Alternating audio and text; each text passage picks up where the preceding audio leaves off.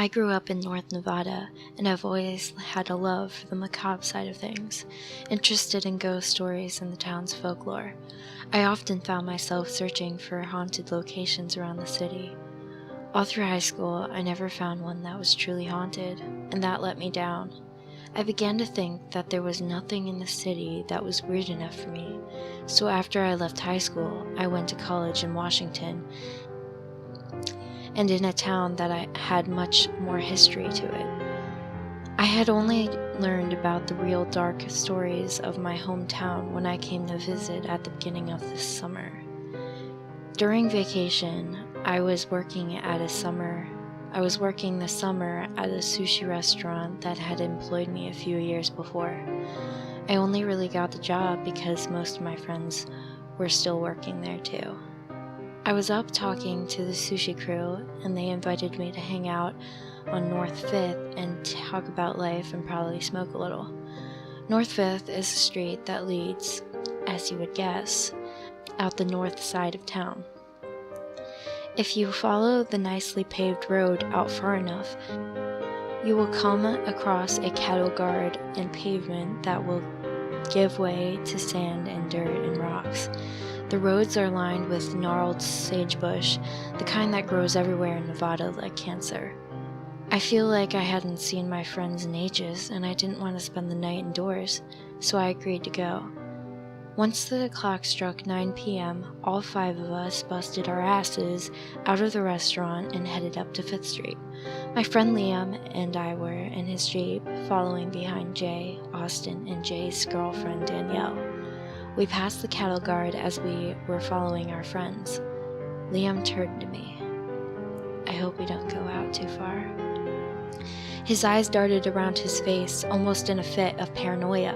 I had no idea what provoked that statement, but I felt like it would lead to something terrifying. So I bit down and swallowed the bait. "Why shouldn't we go that far? Ghosts?" I chuckled as I spoke because I was a supernatural junkie. There isn't anything like a rush of encountering something that I felt like wasn't totally there. We waited in silence for a moment as I watched the weeds pass the Jeep while we got deeper and deeper into the desert. I'll never forget how my friend looked when he replied, like there was a history, like there was something out North 5th that Liam had run into before and never wanted to see again. "I'll tell you later." His voice had turned cold. There was only fear present in his words. "Why?" I probably sounded a lot angrier than I wanted. Admittedly, I was irritated and confused at Liam's dodgy attitude. "They don't like it when you talk about them." My head was jumping from thought to thought. I was trying to delve into my subconscious and remember what my family and friends had used to say about the desert. My brain never stopped thinking. I was coming up with all kinds of monsters in my head. After a while, I began to think I wasn't going to get any sleep when I got back tonight. That was par for the course, though. As a matter of fact, my brain was often the cause of sleep loss, and I hated it. Of course, if there wasn't a piece of me that loved the adrenaline from the supernatural, paranormal terror, I wouldn't be driving out North 5th in the middle of the night to begin with. I seek it out. I love that feeling.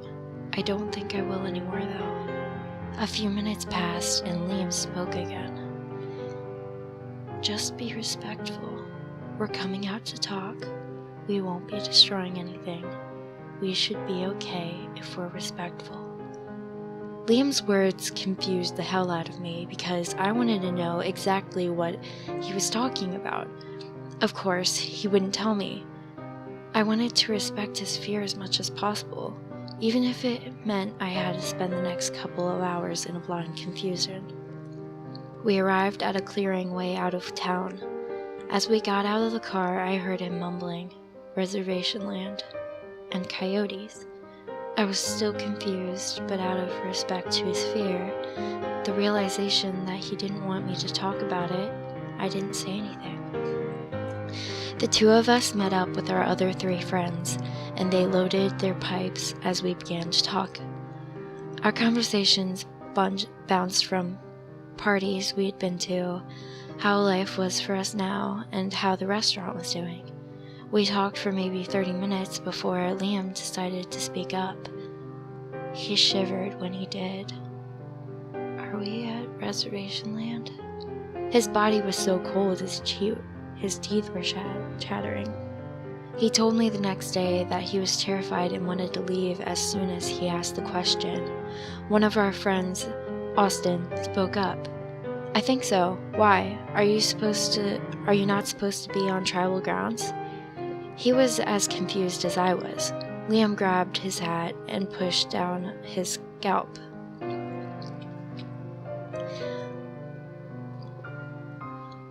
"Oh my God, I don't want to be here. I don't want to be here." Liam's face was hard to see under the black sky. The moon was cast behind thick, shadowy clouds. All we had to light our adventure was a handful of dim stars. "Did you guys see any coyotes on the way here? It's important." He was leaning up against the door of his Jeep, almost as if it was holding him up. At this point, I was pretty freaked out too. I didn't know what was the matter, and he wouldn't tell me, so I was forced to sit in a cloud of confusion, which made me uneasy.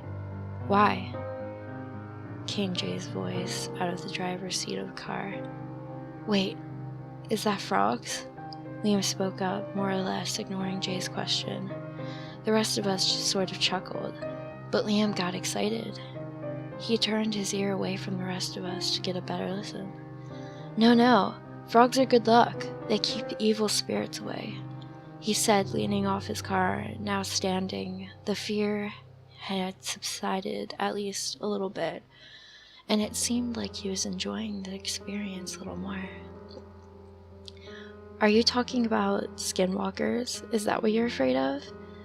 Austin let out a laugh after figuring out what Liam was so afraid of. As he spoke, his dreadlocks swung around his neck. "I don't give a shit about skinwalkers. Don't worry. I will kill every single one of them if they try to come mess with us."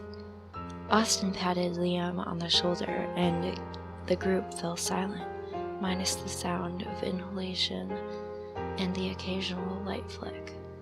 After 10 or so minutes had passed, Jay's girlfriend, Danielle, looked out the front of their car and turned the lights on.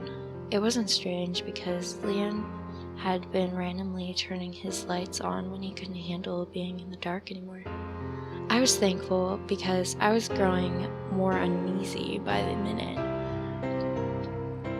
I wanted to ask exactly what a skinwalker was, but I was sure that I didn't want to figure it out. After a while, Jay turned his lights on again, and we all shifted our attention to the front of his car after we heard him yelp. Standing in the road about 30 feet ahead of us was a single coyote. Its eyes were dark and unreflective, unlike the way animals' eyes usually were. This one did not reflect light from anywhere. As a matter of fact, they looked almost human, but were devoid of emotion and just staring at us. It wasn't a blank stare. There was intent. Liam and I had screamed, but Austin remained quiet. Meanwhile, Jay and Danielle had tightened their grip on each other, and Jay was trying to keep Danielle calm. See, we all know deep down what the skinwalkers were. We knew the stories. We've been hearing them since we were little kids. According to some people, if you find yourself on an Indian reserve land at night and are causing a ruckus or even just doing something you weren't supposed to be doing, they will come out. They will crawl from the shadows and peer over the hilltops.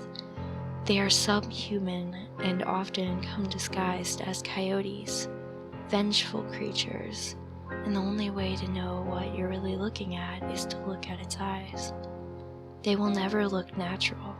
The animal's eyes will look flat like a human's, there will be very little gloss on them.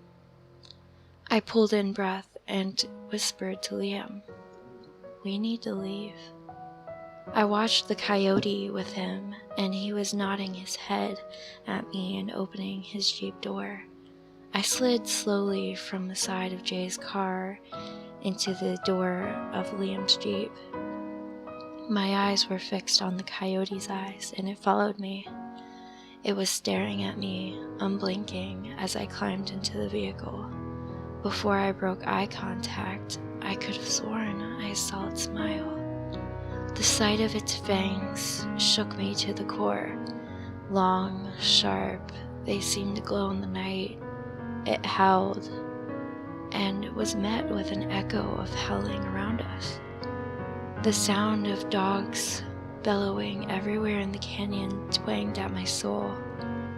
It was an evil sound.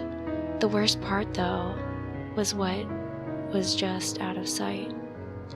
The lights from our cars bathed the ground in front of us and illuminated the coyote. But on the edge of the light, my eyes caught multiple pairs of feet. There were maybe 10 people standing there behind the coyote, staying out of sight of our vehicles. Their skin was dark.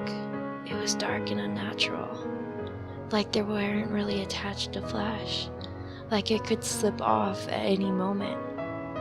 The feet then began to move toward us, from dark-skinned ankles covered with mud and paint. The light slowly illuminated the hunched-over figures. Their knees were scraped from rocks and dirt. Their legs were covered in blood.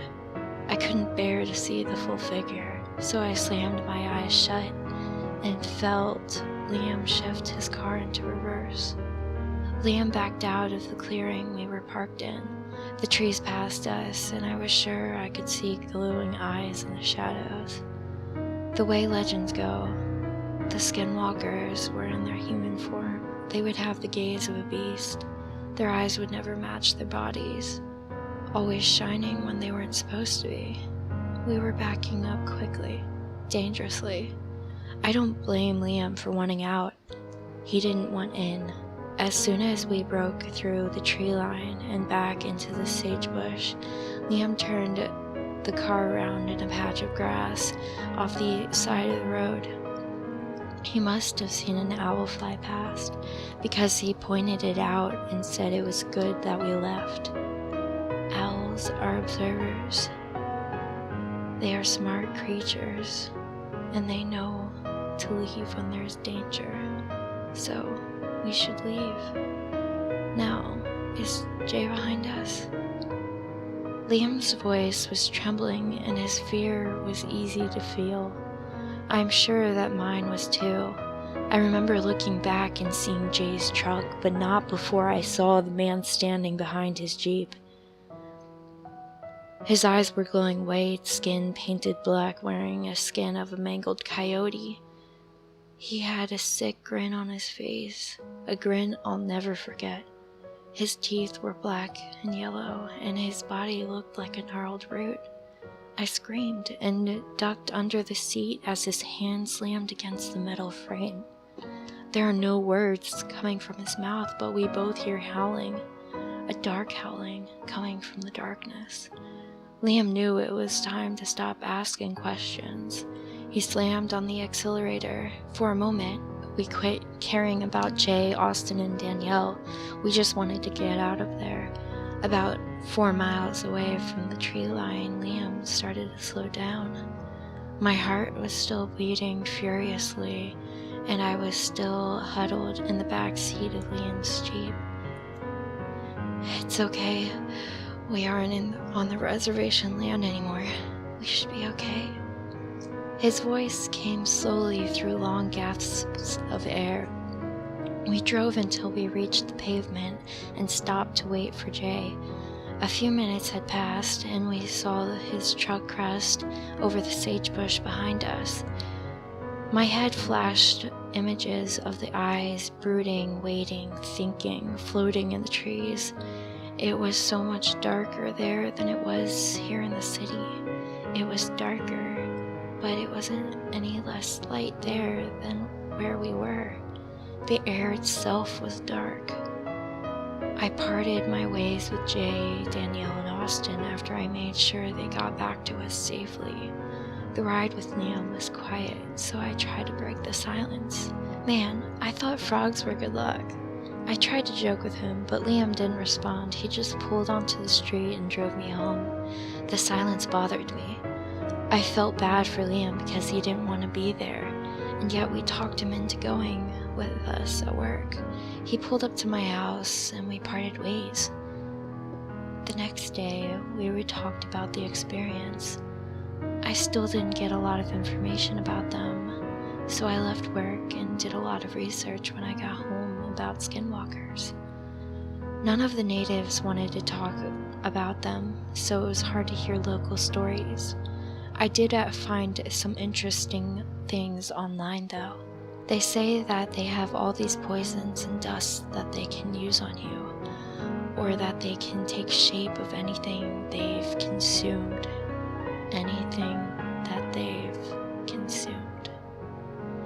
They say when you lock eyes with one, it attaches itself to you, that it'll follow you to your house, try to break in, and will take you.